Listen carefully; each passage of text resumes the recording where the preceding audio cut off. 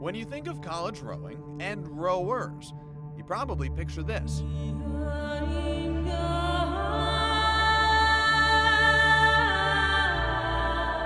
But each season, before they ever touch the water, a rower first has to make it through this. Months of relentless indoor training and grueling speed tests.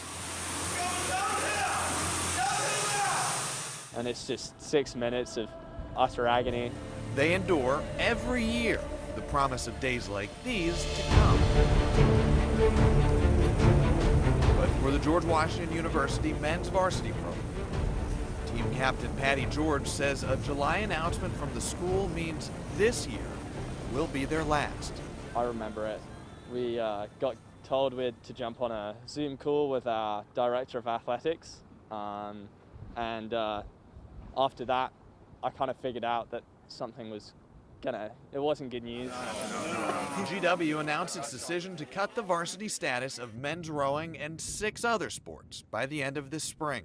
Those affected join a mounting list of college athletes across the country, facing not just athletic seasons, but careers suddenly cut short during the pandemic.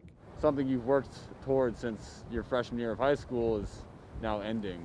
And it's not just in D.C. Citing budgets tightened by COVID-19's financial impact, colleges nationwide have taken the axe to varsity teams. In all, 60 Minutes reports dozens of American schools have cut a total of nearly 100 varsity programs during the pandemic. Frequently, the sports on the chopping block are the type that rarely ever make money for their schools. Unfortunately, yes. I think that's the status quo, and that's just kind of how collegiate sports work in America.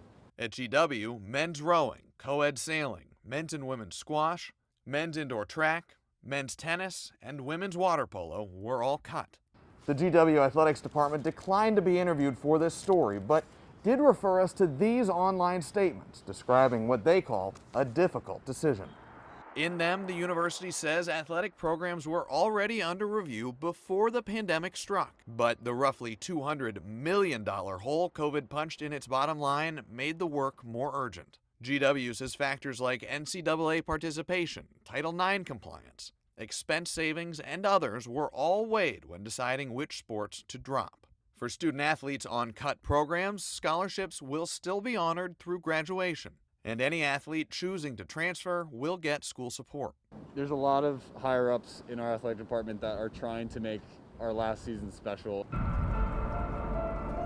The rowers now hope to compete as a club sport moving forward, but their experience over the past year makes them worry that when financial hardship strikes again, other programs could be next. I think, honestly, a lot of amateur sports are going to really suffer in the coming years if colleges and other sort of athletic clubs keep making these decisions.